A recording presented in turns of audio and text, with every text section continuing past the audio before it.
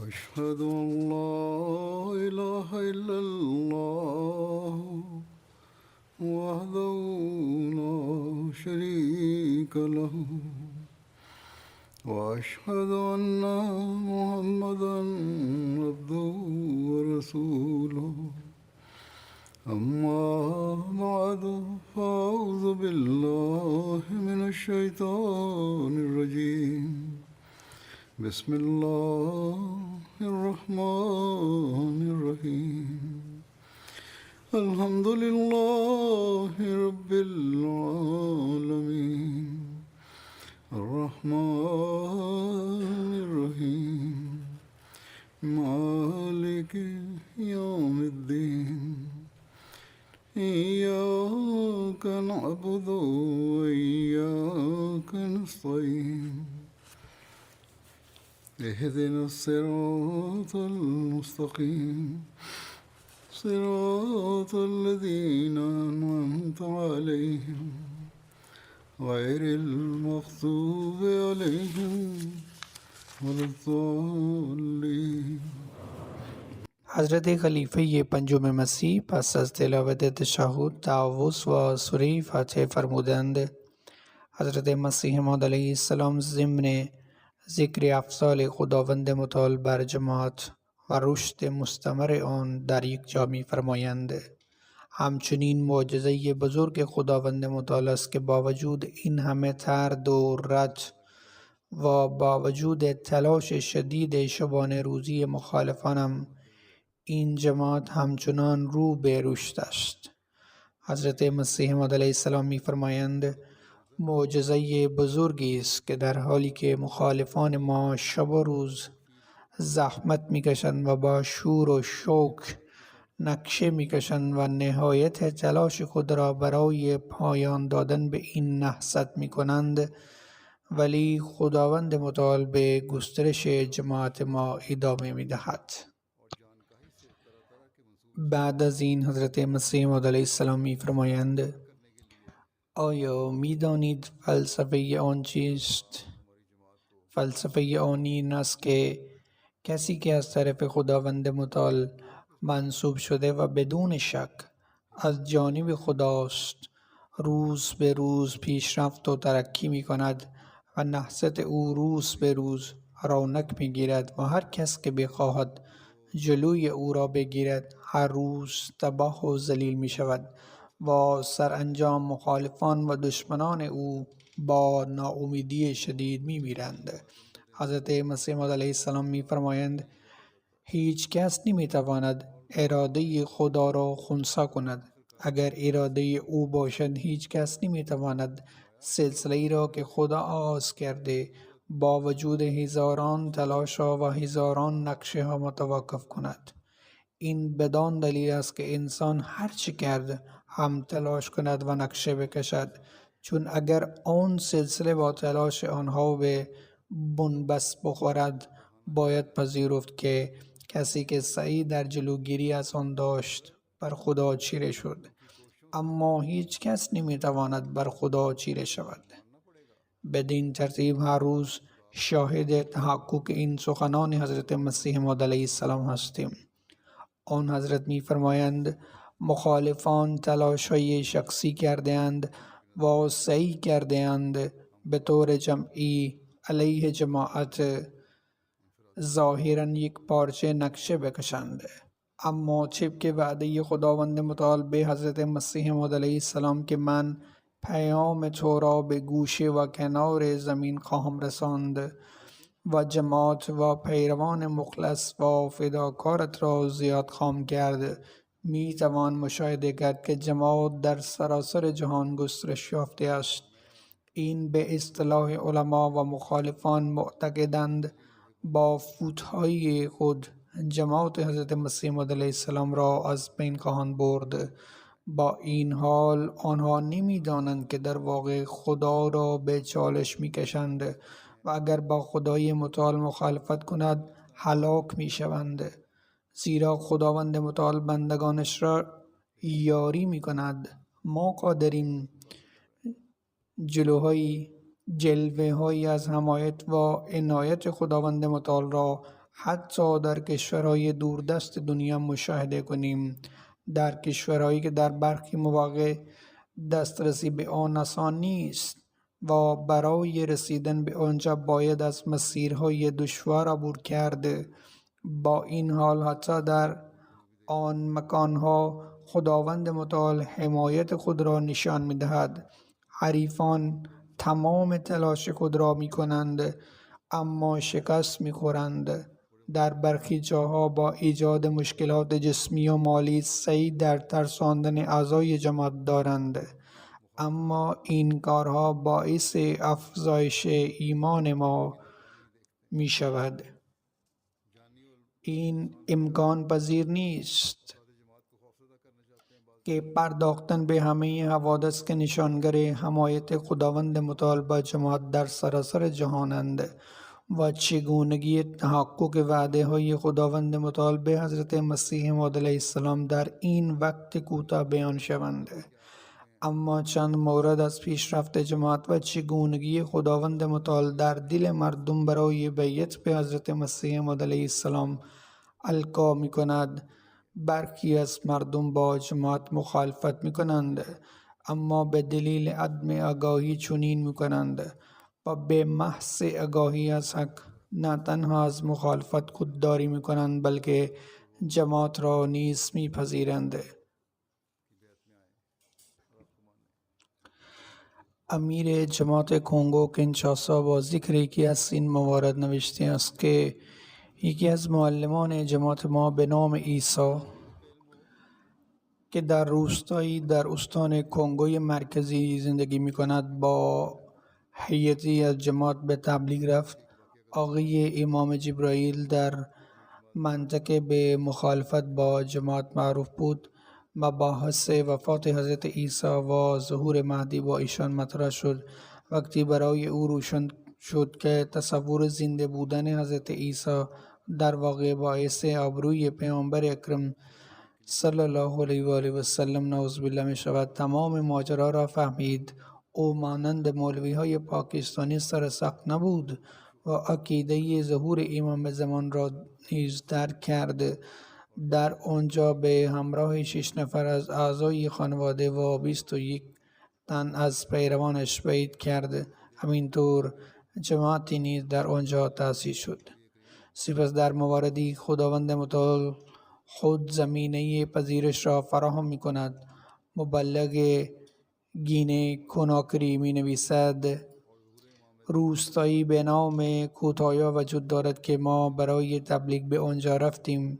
بعد از این که پیام حضرت مسیح موعود علیه السلام را به تفصیل رساندیم، بزرگتر روستا گفت من بارها کلمه مهدی را از پدر بزرگم می شنیدم اما هرگز آن را نمی فهمیدم و پدر بزرگم هم آن را توضیح نمی داد. در جزئیات با این حال او اشاره کرد که در رابطه با اسلام است. از این رو چون امروز به تفصیل از امام مهدی ذکر کردی با جان و دل وارد آغوش احمدی می شوم.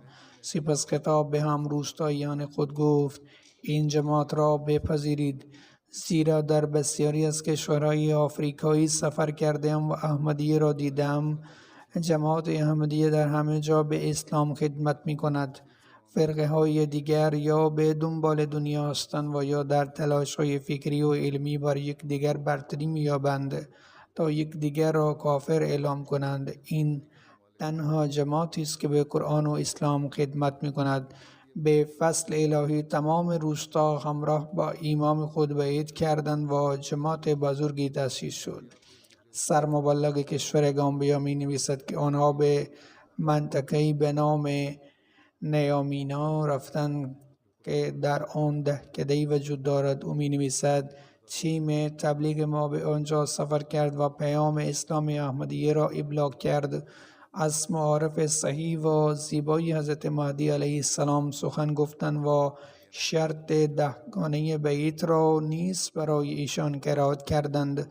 حضور فرمودند ممکن است در روستا زندگی کنند اما با هوش و بصیرت هستند با شنیدن شروط 10 بیت حیرت زده شدند و فهمیدند که اینها امور مربوط به اسلام واقعی است که پیشگوی آن حضرت پیامبر اکرم صلی الله علیه و آله و سلم فرموده بودند. مردم روستا گفتند این اولین بار بود که چنین آموزه های زیبا و با شکوه اسلام را می شنیدیم. هیچ کس تا به حال از علمای ما به این زیبایی نشنیدند. سرانجام گفتند احمدیه اسلام راستین است و وارد دامن آن شدند و نتیجه گرفتند که تنها احمدیه است که می تواند بشر را از نارضایتی خداوند متعال نجات دهد. به فضل خدا پس از یک جلسه طولانی وعظ و پرسش و پاسخ همه مردم که نزدیک به 200 نفر بودند بیعت کردند و جماعت احمدیه را پذیرفتند. سپس مبلغی از یکی از کشورهای آفریقایی می نویسد در نگاه اول ممکن است برخی از حوادث در زمینه تبلیغ بی اهمیت به نظر برسند، اما در واقع نشان دهنده حمایت و یاری خداوند متعال در پس زمینه است. او میگوید تیم تبلیغ ما برای راه اندازی برنامه اطلاع رسانی در باما، یک شهر کلیدی در شهرستان که مقر منطقه است، رفت. در مسجد نشسته بودیم که یک هیئت 4 نفره از شهر به استقبال ما آمدند. در میان آنها زنی نیز بود که اتفاقا رئیس سازمان زنان شهر بود. اعضای هیئت گفتند ما آمده ایم تا از شما دعوت کنیم که از منطقه ما دیدن کنید و پیام جماعت احمدیه را برسانید، زیرا فهمیدیم که جماعت شما فعالیت‌های تبلیغی را سازماندهی می‌کند و به ویژه کلاس‌هایی برای آموزش قرآن مقدس به کودکان ترتیب می‌دهد. از این رو روز بعد بازدیدی را برنامه ریزی کردیم. پس از ورود به آنجا جماعت را معرفی کردیم و در مورد هدف و مقصود ظهور حضرت مسیح موعود علیه السلام صحبت کردیم. به دنبال آن یک جلسه پرسش و پاسخ طولانی انجام شد که در پایان همه اهالی روستا تصمیم گرفتند همان روز وارد جماعت شوند. بدین ترتیب جماعت جدیدی در آنجا تأسیس شد. سپس همه بچه‌های منطقه را جمع کردند و به ما گفتند از امروز همه بچه‌های جماعت هستند. به ما بگویید چگونه میتوان قرآن کریم را به آنها آموزش داد. سپس مبلغ 2 کودک را برای آموزش قرآن کریم انتخاب کرد تا به مسجد خود برمیگردند و برای بقیه بچه ها کلاس قرآن برگزار خواهند کرد. سپس میگویند ما فقط نیت تقوا داشتیم ولی خدای تعالی ما را یاری و کمک کرد.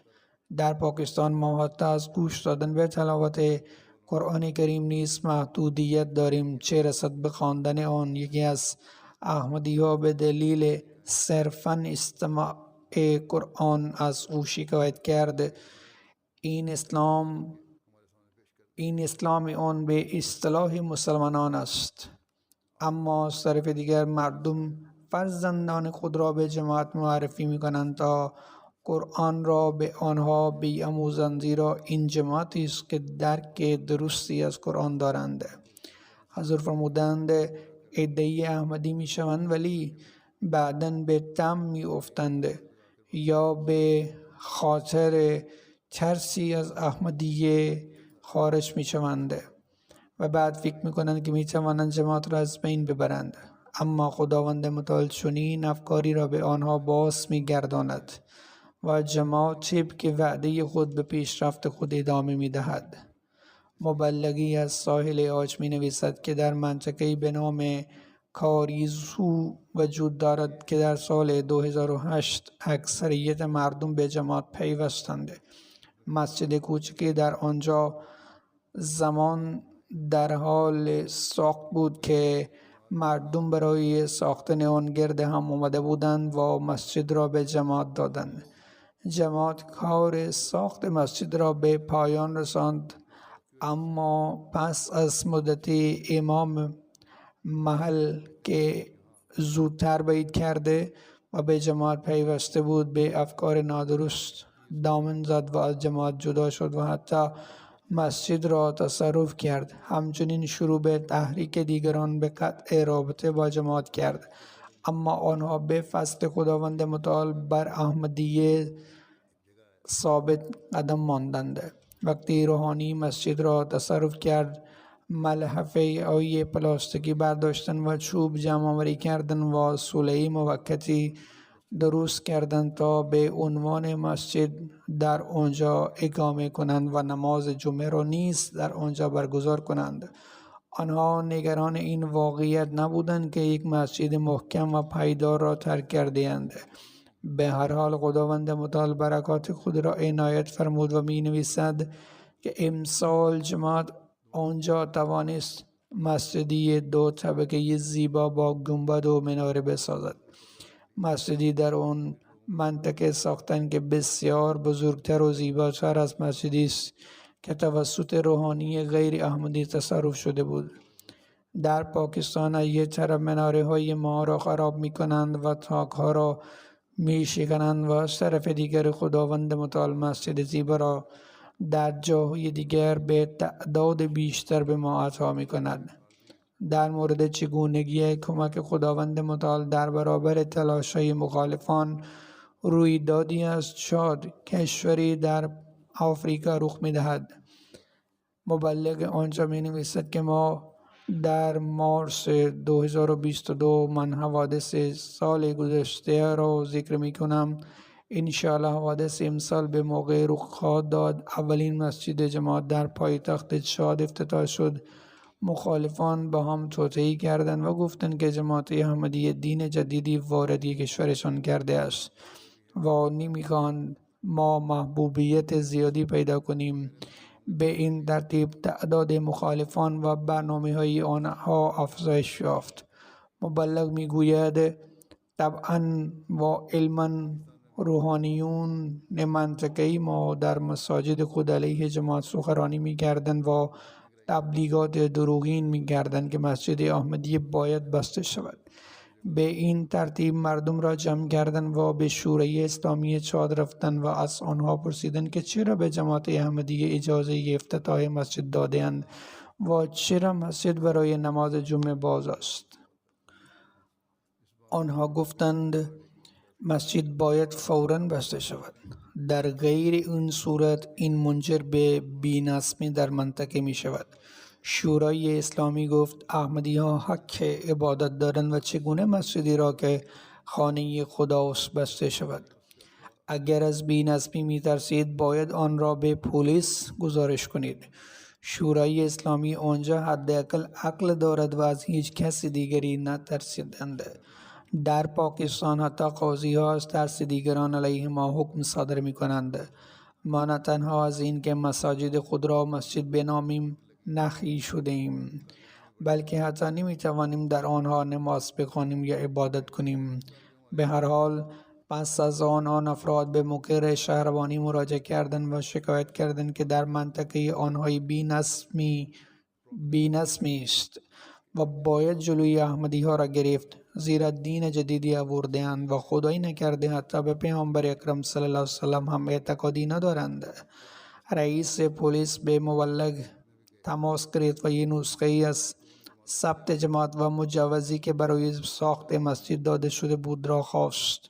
تمام مدارک ارائه شد. سپس به او گفت که می تواند برود و سپس از آنجا تحقیقات با او تماس خواهد گرفت. سپس فرمانده شهربانی با دهیار روستا تماس گرفت و از وی در مورد ساخت مسجد احمدی در منطقه و این که آیا احمدی ها دین جدیدی آورده‌اند و به پیامبر اکرم صلی الله علیه وسلم اعتقادی ندارند پرسید. رئیس گفت اینطور نیست. من نماز جمعه را با آنها در مسجدشان خوانده‌ام و آنها هم مانند مسلمانان دیگر نماز می‌خوانند. من 3 سال است که جماعت احمدی را می‌شناسم و خدمت بزرگی به بشریت کرده‌اند. حتی یه روز رئیس شهربانی به مسجد ما رفت و با دیدن لا اله الا الله و محمد رسول الله بیرون مسجد با دیدن آیات قرآنی که داخل تالار مسجد نوشته شده بود تعجب کرد و گفت شما به محمد ایمان دارید.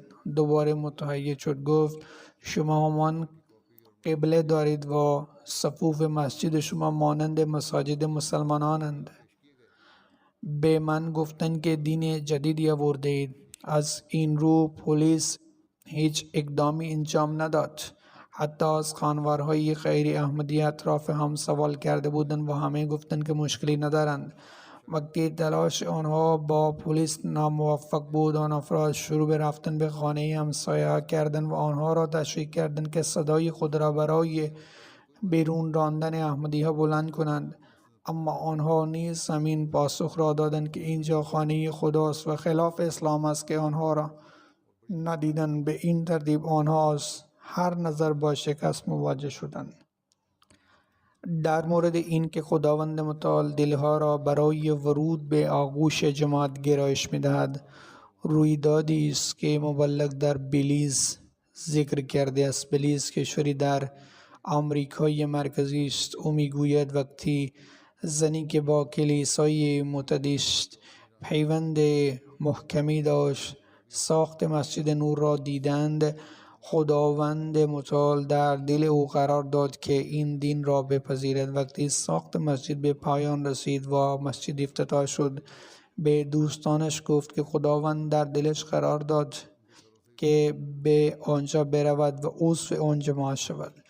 دوستانش به او گفتند که نزدیکتر به خانه‌اش مسجد مسلمانان وجود دارد و اگر می‌خواهد مسلمان شود می‌تواند به آنجا برود. زن پاسخ داد نه، خداوند در دل او نهاده بود که جماعت احمدی افراد خوبی هستند و باید به آنها بپیوندد. از این رو هنگامی که به مسجد نور رفت و به او معرفی شد از این که چگونه خداوند متعال او را به این جماعت آورده، بسیار احساساتی شد. مبلغ به او گفت که خداوند متعال به حضرت مسیح موعود علیه السلام وحی کرده پیام تو را به گوشه و کنار زمین میرسانم و این دقیقاً همان کاری است که خداوند متعال برای جماعت حضرت مسیح موعود علیه السلام انجام می‌دهد. از این رو پس از چند روز زیارت و اطلاع از معارف اسلام احمدی بیعت کرد و وارد جماعت احمدی شد. گاه افرادی هستند که بر اساس تصورات نادرست یا گمراه شدن از سخنان دیگران با جماعت مخالفت می کنند، در حالی که خود انسان‌های متقی هستند. با توجه به این که خداوند متعال چگونه آنها را هدایت می‌کند، یک واقعی وجود دارد که توسط مسئول مبلغ گامبیا نوشته شده است، مبنی بر این که مکانی در منطقه جماره وجود دارد که در آن یک مسجد جدیدی ساخته می شود. هنگامی که مشغول خرید شیشه برای در و پنجره مسجد بودند، نیست ابوبکر سابالی رفتند تا شیشه را بتراشند، زیرا او در این کار خبره بود. آنها به او گفتند که دارند شیشه را برای مسجد می‌خرند تا که در نتیجه او هزینه‌اش را کاهش داشت، زیرا برای مسجد است. او میگوید وقتی با شیشه رسیدند، شخصی که برای نصب شیشه آمده بود از دیدن مسجدی به این زیبایی در چنین منطقه دور بسیار خوشحال شد. اما وقتی فهمید این مسجد متعلق به مسلمانان احمدی است، به شدت عصبانی شد و شیشه را شکست. در واقع او حتی خود را مجروح کرد. با این حال تدبر کنید چگونه خداوند متعال او را هدایت کرد. او میگوید شب هنگامی در خواب دید که در حال غرق شدن در اقیانوس فریاد میکشید. هنگامی که به نظر می رسید امیدی به کمک نبود، کشتی را دید که برای نجات او می آمد و در آن کشتی امیر جماعت احمدی و مبلغ را دید. صبح روز بعد جمعه بود، به خانه مأموریت رفت و بیعت کرد. بدین ترتیب وارد آستان احمدیه شد. به همین ترتیب ماجرای پذیرش احمدی از تانزانیا است. جماعتی در منطقه سیمو به نام موابیم ما وجود دارد. میگویند که مبلغ محلی در آنجا شروع به موعظه کرد، تبلیغ کرد. وقتی مردم آنجا میخواستند زمینی بخرند تا مسجد و خانه هیئت بسازند، قیمت‌هایی که از همه جا به آنها نقل می‌شد بسیار بالا بود. پس از پرس‌وجو معلوم شد که کشیشان مسیحی محلی علیه آنها لشکرکشی به راه انداخته‌اند تا کسی زمینی را برای ساختن مسجد به آنها نفروشد و به آنها بگوید که سحر می‌کنند و جن برای آنها کار می‌کنند و می‌توانند هر کس را بخواهند در قرآن بکشند بدون آن که کسی بداند. از این رو از ترس این موضوع چون منطقه مسیحی نشین بود کسی به ما مکانی نمیداد تا مسجدمان را بسازیم. بنابراین مبلغ محلی برای از بین بردن تصورات غلط مردم خانه به خانه رفت و سعی کرد دیدگاه آنها را تغییر دهد. در عرض یک ماه مرد جوانی پذیرفت که زمینی یک جریب خود را به ما بفروشد و جماعت آن را از او خرید. مرد جوان گفت که پس از فروش قطعه زمین به جماعت برای مسجد برکات زیادی را تجربه کرد. او میگوید که مردی سالها از پس دادن وام خود امتناع می‌کرد و به همین دلیل بسیاری از پرونده های او معلق مانده بود. اما چند روز پس از فروختن قطعه زمین به جماعت مرد خودش آمد و کل مبلغ را پس داد و به این ترتیب توانست تمام بدهی خود را بپردازد. این امر او بسیار تحت تاثیر قرار دارد و همراه با خانواده‌اش احمدیه را پذیرفت. مبلغ میگوید پس از آن هجوم مردم به پذیرش احمدیه به حدی رسیده است که صدها نفر در آن منطقه بیعت کرده و وارد آغوش جماعت شده‌اند. خداوند متعال جماعت را در آنجا قادر ساخته تا مسجد و هیئت بزرگی بسازد. هنگامی که خداوند متعال تصمیم میگیرد کسی را هدایت کند، از راه‌های مختلف وسیله هدایت او را فراهم می‌کند. مسئول مبلغ ساوتومه کشوری در آفریقا می‌نویسد: یک گردشگر از مراکش به ساوتومه رفت و پرسید که آیا مسجد مسلمانان در آنجا وجود دارد یا خیر. مردم او را به خانه مأموریت ما راهنمایی کردند. نماز جمعه را با ما خواند که متوجه شد این خانه مأموریت متعلق به جماعت احمدی است. سوالاتی پرسید و پس از آن کتاب‌های سرالخلافه و خون ریختن به نام مذهب را به زبان عربی خواند. او همچنین برنامه‌های MTA العربیه را تماشا کرد و مدتی در آنجا ماند. او مراسم بین المللی بیعت را بر شبکه MTA تماشا می‌کرد یا شاید آن روزها ضبط آن پخش می‌شد. پس از این در ماه اسفند دوباره برگشت و درخواست کرد که برگه بیعت را می‌خواهد ببیند. می‌نویسند فرم بیعت را به زبان عربی به او دادیم. او با در دست داشتن فرم تکمیل شده برگشت. مبلغ میگوید به او گفتم عجله نکن و بعد از مدتی دعا تصمیم بگیر. گفت که تمام شب را به نماز گذرانده و دلش آسوده است. دیگر نمیتوانست صبر کند، زیرا اگر بدون بیعت امام از دنیا برود چه کسی پاسخگو خواهد بود. گفت که جماعت احمدیه را بررسی کردم و که بر حق استوار شده است. که این جماعت بر حق استوار شده است. به او گفتم که پس از ورود به جماعت دیگر مسلمانان کشور با او مخالفت خواهند کرد و پدر و مادر نیز با او مخالفت خواهند کرد. او چگونه با این همه روبرو خواهد بود؟ گفت قبلا به پدر و مادرش اطلاع داده بود و هیچ اعتراضی نداشتند. در واقع آنها خوشحال بودند. در مورد دیگران گفت مخالفت با او فرقی نمی کند، زیرا هیچ چیز بالاتر از مردن در حال قبول اسلام واقعی نیست. مبلغ میگوید من همچنین با پدرش تماس تصویری داشتم و او خوشحالی خود را ابراز کرد. همچنین به پسرش توصیه کرد که همه چیز را شنیده و با بیت بر جماعت پا بر جا بماند. با وجود اینکه در مراکش جماعت است ولی او از جماعت مراکش بیخبر بود. در عوض خداوند متعال او را به کشور دیگری دوردست قاره آفریقا فرستاد، در منطقه دور که وسیله هدایت او در آنجا بود. آقای عالم بابا جو از ازبکستان می نویسد: من در خانواده مسلمان به دنیا آمدم و 31 سال سن دارم. من در تاشکند شهری است در ازبکستان زندگی می کنم. در جستجوی معلمی برای یادگیری قرآن بودم که با بابور جان آشنا شدم. معرف واقعی اسلام را از ایشان شنیدم و قرآن را نیز یاد گرفتم. او مرا در پذیرش حقیقت یاری کرد و اکنون بعید کردم و به جماعت پیوستم. خداوند متعال او را قادر ساخت تا معلم احمدی برای یادگیری قرآن کریم پیدا کند. مواردی زیادی مانند این وجود دارد. این فقط یک تصادف نیست. اتفاقات از این دست در کشورهای مختلف دنیا یافت می شوند و من قبلا یکی را نیز اشاره کردم. این نشانه خاص یاری و کمک خداوند متعال است.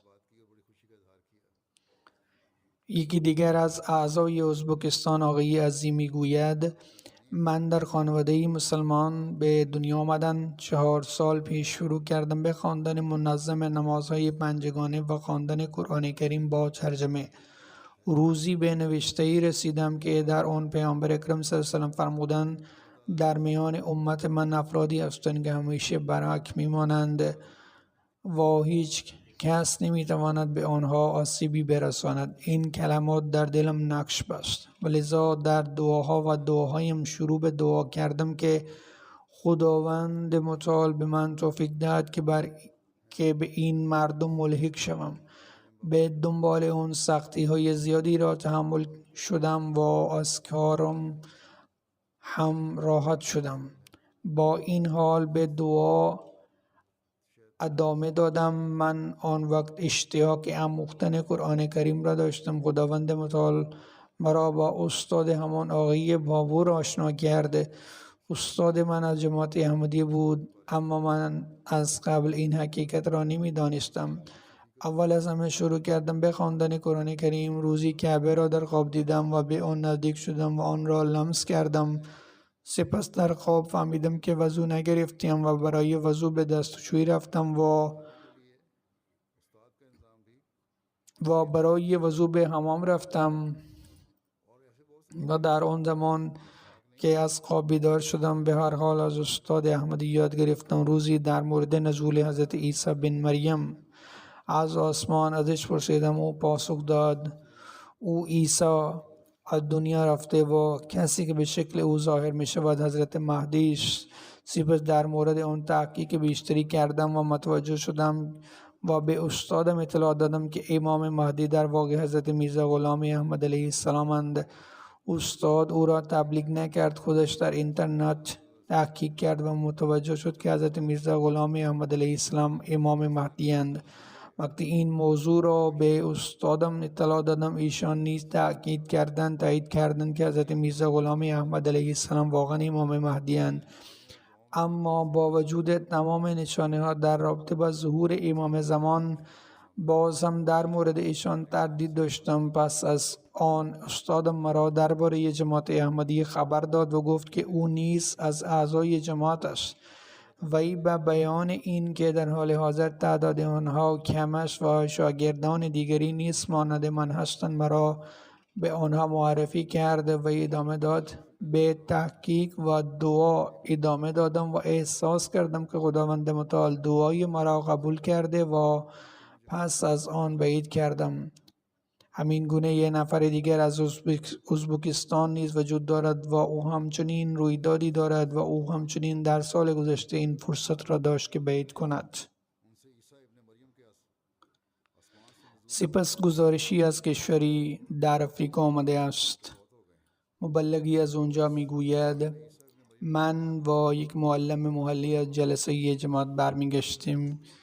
شب بود و ما هنوز راه طولانی در پیش داشتیم. در راه از کنار روستایی گذشتیم و در حاشیه جاده جمعیت زیادی جمع شده بودند. جلوی ما را گرفتن و گفتند صبح تو را در حال عبور از اینجا دیده بودیم و مطمئن بودیم که برمیگردی. ما مدت زیادی است که منتظریم. ما میخواهیم از شما بپرسیم که آیا از روستای ما ناراحت هستید، زیرا میبینیم که تمام روستاهای مجاور عضو دارید و جماعت و مساجد شما در آنجا مستقرند، اما شما پیام خود را به روستای ما نرسانده اید. بلافاصله به روستا رفتن و برنامه تبلیغ برگزار کردند و به فضل خداوند متعال در آنجا بیعت کردند. بنابراین خداوند متعال جستجوی حقیقت را در دل مردم نهادی نمی کنند. یک مبلغ آفریقایی مرکزی می نویسد امام غیر احمدی که اهل روستای ناگالاس برای تبلیغ به روستای احمدی آمد به مسجد نگاه کرد و پرسید چه کسی آن را ساخته است و گفتند که آن را احمدی ها ساخته اند.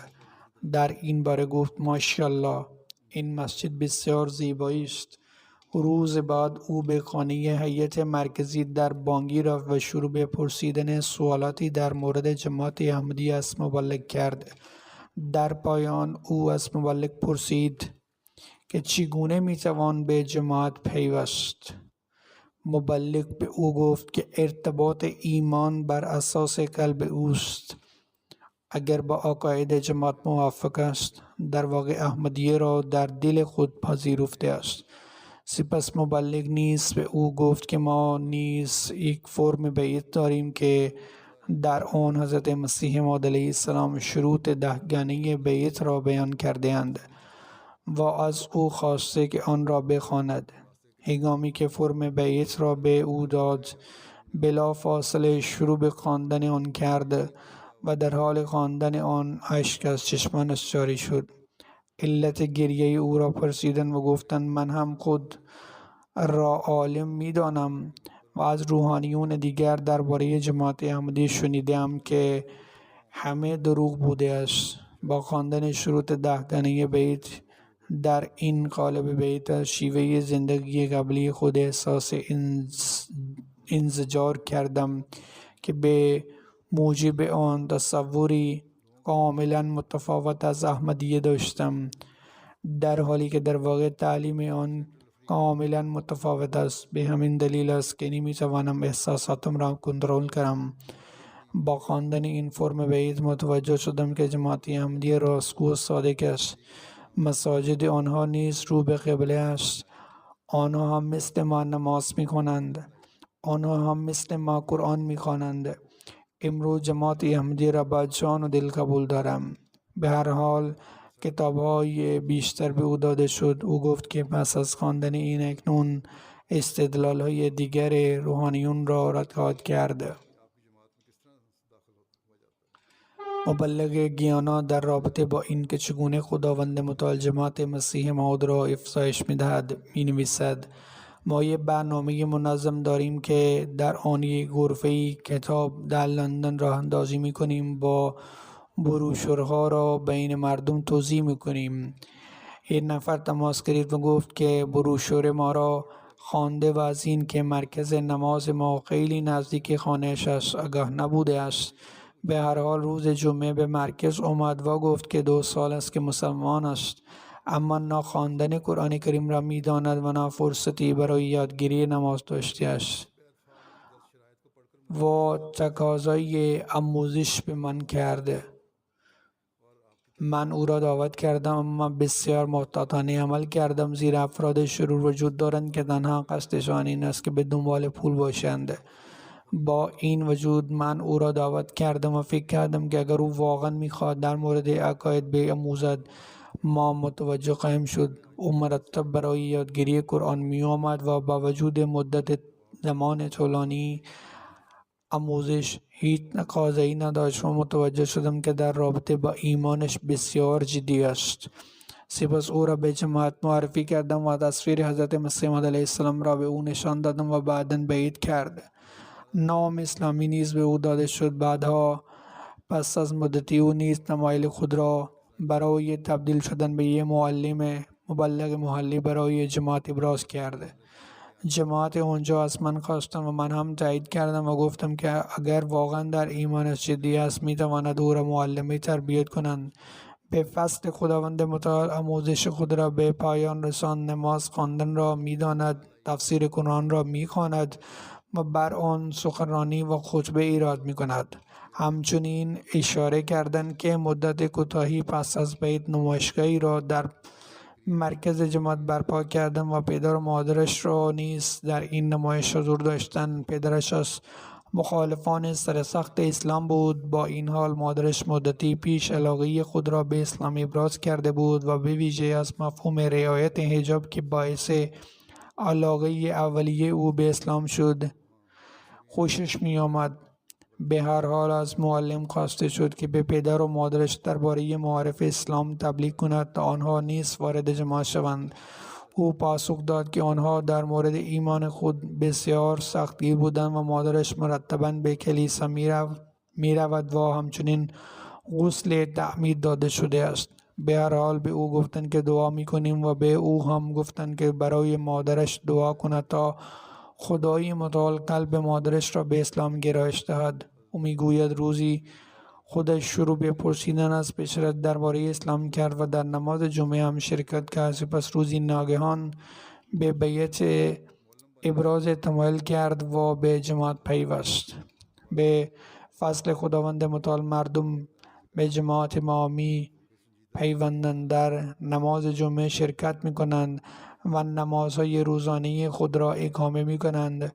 مادرش نیز اظهار داشت که پس از پیوستن به جماعت وضعیت سلامتی و مالی او بسیار عالی شده است که در زمان مسیحیت چنین نبود. مادرش هم اکنون به طور منظم MCA را تماشا می کند.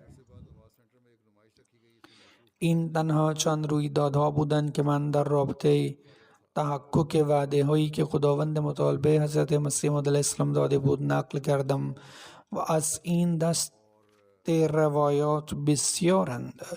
مخالفان نهایت تلاش خود را می کنند، همانطور که حضرت مسیح موعود علیه السلام نیز فرمودند.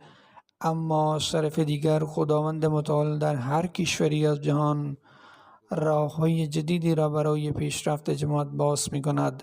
پس ما نیز باید از این بابت از خداوند متعال سپاسگزاری کنیم، اما در عین حال شرایط خود را نیز بسنجیم. برای تقویت ایمان و بهبود شرایط اخلاقی خود تلاش کنیم. ما باید این حقیقت را در بین فرزندان خود قاطعانه تلقین کنیم که با وجود آزمایشات پیروزی نهایی برای جماعتی که توسط خداوند بنا شده است قرار داده شده است. پس هرگز اجازه ندهید که ایمان شما لرزه بخورد. خداوند متعال به کسانی که به تازگی به جماعت پیوسته‌اند و نیز کسانی که از قبل جزء جماعت بودند با فشاری عنایت فرماید و آنان را در ایمان و اعتقاد خود موفق گرداند. اکنون به ذکر مشخصات برخی از اعضای فوت شده می پردازم و نماز میت جنازه آنها را نیز به صورت غیابی اقامه خواهم کرد. اولین ذکر از خانم پروین اختر همسر مرحوم غلام قدیر سیالکوت است و او اخیراً در سال 90 سالگی از دنیا رفت. ما از خداییم و به سوی او باز خواهیم گشت. از او 3 پسر و 4 دختر به یادگار مانده اند. یکی از پسران او عارف محمود مبلغی است که در بینن خدمت می کند. وی به دلیل وظایفی نتوانست در مراسم ختم مادرش شرکت کند. عارف محمود مبلغ می گوید که مادرش نوه حضرت چودری امام دین چوهان بوده که از اصحاب حضرت مسیح موعود علیه السلام بوده است. مادرش دختر غلام احمد که از معلمان جماعت بود. او در قادیان به دنیا آمد و تحصیلات اولیه خود را در قادیان به پایان رساند. آقای عارف می نویسد مادرم غالبا می گفت که در دوران طفولیت بیشتر اوقات خود را در قادیان خدمت حضرت عماجان می گذراند. حضرت عماجان تربیت اخلاقیش را کرد. تحصیلات دینی و قرائت قرآن را نزد حضرت عماجان فرا گرفت. او بیشتر وقت خود را به خدمت حضرت عماجان می گذراند. او در ادامه می گوید قبل از خواب اغلب سرگذشت خود را برای ما تعریف می کرد. می گفت حضرت مسلم موعود رضی الله عنه گه وقت شام به ملاقات حضرت عماجان می رفت و با دیدن من در خدمتشان به ایشان می گفت که برای یار پرهیزگارت دعا کنید. او می گوید که وقتی در سال 1953 یعنی مادر آقای عارف ازدواج کرد، اندکی پس از آن اوضاع روستا برای جماعت سخت شد. عده‌ای از مردم روستا در ایمان ضعیف بودند و ترسیدند، اما به فضل خدا بر ایمان خود ثابت قدم ماند و به شوهرش نیز قوت بخشید. پس از آن به تلاوت قرآن کریم و اقامه نماز و حفظ سوره های قرآن کریم پرداخت. به همین ترتیب او به طور رسمی مرکز کوچک جماعت را در خانه مزرعی خود ساخت. پسر بزرگش خالد محمود که در ارتش بود می نویسد او همیشه به ما می گفت که بر ایمانمان ثابت قدم بمانیم و به نوبه خود امور دنیاوی ما حل می شوند. او از همان کودکی عادت به اقامه نماز را در ما ایجاد کرد و ما را برای اقامه نماز فجر به مسجدی که در فاصله کمی قرار داشت می برد. او به زنان غیر احمدی محله خود قرآن می آموخت. در حال حاضر احمدی ها در پاکستان نمی توانند قرآن را تدریس کنند، اما در گذشته مردم آنقدر متمدن بودند که بسیاری از غیر احمدی ها قرآن را از احمدی ها یاد می گرفتند. پسرش می نویسد یا شاید دخترش این را نوشته است در روستاها مرسوم نبود که دختران تحصیل کنند. وقتی دخترش بزرگتر شد و او می‌خواست او را به مدرسه ثبت نام کند، پدر بزرگ مسئله‌ای را مطرح کرد و با نهایت احترام با او صحبت کرد تا او را متقاعد کند که دختران باید تحصیل کنند. او همیشه می‌گفت که دختران باید تحصیل کنند تا بتوانند کتاب‌های جماعت را بخوانند و از تربیت اخلاقی کودکان اطمینان حاصل کنند. آقای رشید احمد رئیس کریه مانگا میگویند خانه مزرعی من کاملا به خانه کشاورزی او نزدیک بود. با دیدن او احمدی شدیم اما توجهی به اقامه نماز نکردیم. وقتی به خانه مزرعی من سر میزد به همه ما توصیه میکرد که مراقب اقامه نماز باشیم. بهانه میکردیم که مسجد از ما خیلی دور است. با شنیدن این حرف ساکت شد. او در ادامه میگوید دیدم که از مزرعه گل می برد و به مزرعه می آورد. حدود یه هفته به این کار ادامه داد. سپس در غرب مزرعه سکوید و دیواری به طول 2 دست ساخت. سپس آن را سفید کرد و تمیز کرد. سپس یک تشک از خانه آورد و آن را گذاشت. سپس گفت شما مردم شکایت کردید که در آن نزدیکی مسجد وجود ندارد و باید به راه دور بروید. اکنون در خانه مزرعه مسجد ساخته ایم. حالا می توانید بیایید و نماز را به جماعت بخوانید. در اقامه نماز تنبلی نکنید. سپس می نویسد حقیقت این است که او اهمیت اقامه نماز برای ما تلقین کرد.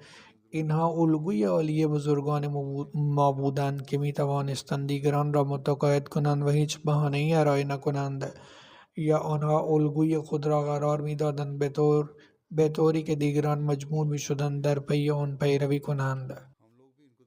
دخترش می نویسد او یعنی پدرش نماد صبر و قناعت بود. او همیشه همین را به ما توصیه می کرد. او به ما می گفت این نصیحت حضرت عماجان را همیشه به خاطر بسپارید که فرمود هرگز صبر را ترک نکنید، به هر چیزی که در خانواده همسرتان دریافت می کنید راضی باشید، به خواست خدا راضی باشید، در نمازهایتان منظم باشید و فرزندانتان را نیز منظم کنید. سپس می گوید که از این طریق خداوند متعال روزهای شما را بسیار برکت خواهد داد. پسرش که مبلغ است میگوید وقتی در جامعه پذیرفته شدم به من گفت پسرم اگر در تحصیل بهترین رتبه را کسب نکردی این کار مهم نیست، اما همیشه سعی کنید در نشان دادن اطاعت از خلیفه زمان بهترین جایگاه را کسب کنید. خداوند متعال متوفا را بیامرزش و رحم کند و مقام وی را بالا افزاید، دعاهایش برای فرزندانش پذیرفته شود. دومین تشییع جنازه خانم ممتاز وسیم که همسر مرحوم چودری وسیم احمد نصیر اهل قطعالیان است و اخیراً از دنیا رفت. ما از آن خدا هستیم و به سوی او باز خواهیم گشت. پسر او نیز مبلغ است و در حال حاضر در زامبیا خدمت می کند. او از خاندان حضرت میان چراغدین از رؤسای لاهور بود که از صحابی نامی حضرت مسیح موعود علیه السلام بود. او نوه حضرت میان عبدالرشید از اصحاب حضرت مسیح موعود علیه السلام و نوه حضرت حکیم محمد حسین ملقب به مرهم عیسی بود. آن مرحوم طبع خوشایند و خوشرو داشت، فردی مهربان و مردمی بود و نماد عشق و مهربانی بود. هر کس از اخلاق خوب او آگاه بود. او نهایت احترام را برای خلافت و نظام جماعت قائل بود. او همیشه برای من نامه می نوشت و درخواست دعا می کرد و دیگران را نیز تشویق می کرد که نامه بنویسند. در اقامه نماز و تلاوت قرآن کریم مرتب بود، حتی تا زمان وفاتش به طور منظم پرداخت اعانه انجام میداد.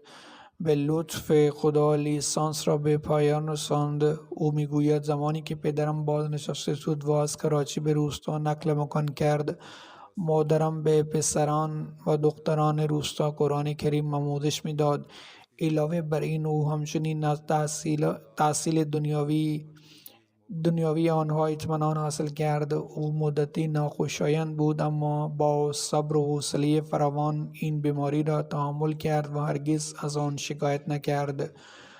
دخترش می نویسد در واقع مبلغ، پسرش می نویسد اگر بزرگتر بود، اگر اشتباه می کرد عذرخواهی می کرد. دو تن از پسرانش فدای زندگی واقف زندگی هستند و از این که توانسته دو پسرش را وقف کند و آنها در حال خدمت به جماعت هستند بسیار خوشحال بود. پدرشان دوبار ازدواج کرده بود. پس از فوت همسر اولش مادرشان مانند فرزندان خود از خواهر و برادرهای ناتنی او مراقبت کرد. او هرگز اجازه نداد آنها احساس کنند که مادرشان را از دست داده‌اند. قبل از این که او به زامبیا برود، قبل از این که او را بفرستد بسیار دعا کرد. سپس میگوید چندی پیش که به عیادتش رفتم گفت خداوند شما را حفظ کند، شاید این آخرین دیدار ما باشد. 5 پسر و 1 دختر از خود به جا گذاشته است. به فضل خدا 2 پسر واقف زندگی اند، نصیر معلم وقف جدید و دیگری مبلغ به در زامبیا خدمت می کند. او به دلیل حضور در کار تبلیغ خارج از پاکستان نتوانست تشییع جنازه مادرش شرکت کند. خداوند متعال برای آن مرحوم مغفرت و رحمت واسعه الهی و برای فرزندانش مورد قبول رحمت الهی قرار دهد. سومین ذکر سرتیپ منور احمد رانا است. او دبیر کل جماعت ناحیه راولپیندی بود. او نیز اخیراً دار فانی را ودا گفت. ما از آن خدا هستیم و به سوی او باز می‌گردیم. احمدی از طریق جدش چودری غلام احمد که از وکیل و یاران حضرت مسیح موعود علیه السلام بود به خانواده‌اش معرفی شد. او در سال 1971 به ارتش پاکستان اعزام شد و در طول سالهای خدمت ارتباط خوبی با جماعت داشت. در دوران خدمت هر جا که اذان میشد خانش را به عنوان مرکز نماز پیشنهاد میکرد. او عشق بی اندازه به جماعت داشت و افسر شجاع احمدی بود. پس از بازنشستگی خدمات خود را در جماعت عرضه کرد. او این فرصت را داشت که در مشاغل مختلف در امارت کنت و منطقه راولپنڈی خدمت کند. او خدمات خود را با همت و فداکاری بسیار انجام میداد. با همزمانش با نهایت احترام و تواضع و مهربانی رفتار میکرد و همیشه مطیع مسئولان بود. او با خلافت پیوند عمیق از وفاداری و اطاعت داشت. او به هر فراخوانی که آغاز میشد لبیک میگفت. او به فقرا کمک میکرد و همیشه آماده کمک به نیازمندان بود. به فضل خدا موسی بود. از او مادر سالخورده سلیمه خورشید 2 همسر و 5 فرزند 4 دختر و 1 پسر به یادگار مانده است. خداوند متعال برای آن مرحوم غفران و رحمت الهی عنایت فرماید. آخرین ذکر کاپیتان گروه بازنشسته عبدالشکور مالک است که در دالاس ایالات متحده آمریکا اقامت داشت. او اخیراً درگذشت. ما آسان خدا هستیم و به سوی او باز خواهیم گشت. جد مادری او غلام نبی شیخ بود که از اصحاب حضرت مسیح موعود علیه السلام بود. به همت او پیام احمدیه در روستای اجدادیش نوشهر تبلیغ شد. پس از تبلیغ پیام احمدیه جماعت تأسیس شد. متوفا به عنوان مهندس در نیروی هوایی پاکستان و سپس به عنوان کاپیتان گروه خدمت کرد. او به مدت 15 سال به عنوان نایب امیر راولپنڈی خدمت کرد. او در این مدت پرونده های بیشماری از احمدی هایی که به خاطر عقیدهشان به زندان افتادند را پیگیری کرد و او با خلیفه پیوند محکمی داشت. در دوران خدمت در نیروی هوایی علیرغم مخالفت جماعت شجاعانه اظهار داشت که احمدی است. پس از بازنشستگی زندگی خود را وقف جماعت کرد. او الگوی عالی اطاعت از نظام جماعت و خلافت بود. امیر جماعت هرگاه او را فرا می‌خواند، چه روز باشد و چه شب، فوراً به دیدارش می‌رفت و هیچ عذری نمی‌آورد. در نماز و روزه منظم بود. با همه با محبت و احترام رفتار می‌کرد. او بر همه تأثیر تقوا داشت. دختر شازیه سهیل میگوید پدرم بیشتر وقت خود را صرف خدمت جماعت می‌کرد. هر جا بود بهترین تفریحش نماز خواندن یا خدمت به جماعت بود. او همیشه رویدادها از قبولیت دعا یا چگونگی نعمتهای خداوند متعال با احمدی‌ها پیوند خاصی داشت و چگونه خداوند به حاجات احمدی‌ها رسیدگی می‌کرد. او به ما آموخت که برای هر موضوع مهمی باید به خلیفه مسیح نامه بنویسیم. او می گفت که همه چیز را بنویسید. ایشان در ادامه می نویسند یکی از صفات پدرم توکل کاملشان به خداوند متعال و راضی بودن به رضای خداوند بود. او از کودکی به ما آموخت که هر وقت مقداری پول دریافت کردیم باید اعانه خود را از آن پرداخت کنیم. از این طریق در آمد ما برکت و خالص می شود. این به نوبه خود باعث افزایش نفر در تطهیر آن ها می شود. متوفا موسی بود و از وی 3 دختر و 1 پسر به یادگار مانده است. پسرش دکتر عامر به عنوان پزشک در آمریکا کار می کند و به جماعت خدمت می کند. خداوند متعال برای آن مرحوم غفران و رحمت الهی عنایت فرماید. انشاءالله دعای ایشان برای فرزندانش مورد قبول واقع شود.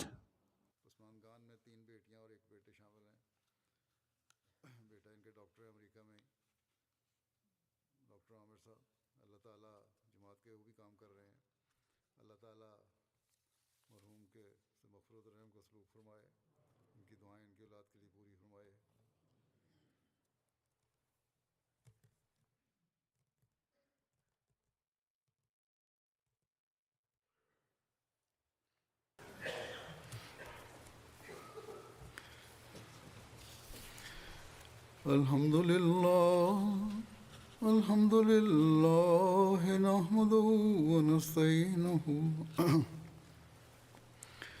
ونستغفره ونؤمن به ونتوكل عليه ونعوذ بالله من شرور أنفسنا ومن سيئات أعمالنا من يهده الله فلا مضل له ومن يضلل فلا هادي له ونشهد أن لا إله إلا الله ونشهد أن محمدا عبده ورسوله عباد الله رحمكم الله إن الله يأمر بالعدل والإحسان وإيتاء ذي القربى وينهى عن الفحشاء والمنكر والبغي